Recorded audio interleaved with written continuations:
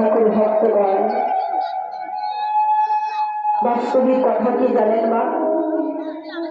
আজকে যে আপনাদের এখানে ভাগবত অনুষ্ঠান, হিন্দুবাসী শ্রীমত ভাগবত কথা, মা এ কথা চিন্তা করবেন না যে কোনো সাধারণ কথা। আজকে আপনাদের সকলের বয়সে রাধা গোবিন্দর কৃপা হয়েছে।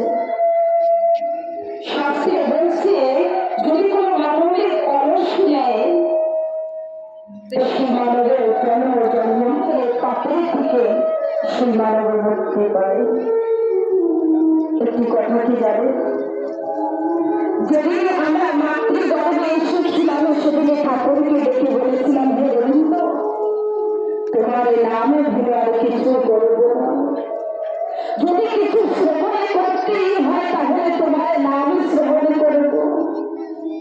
কিন্তু একটু বাস্তবিক কথা বলে না, এই জড় জগতের বুকে এসে সেই গোবিন্দকে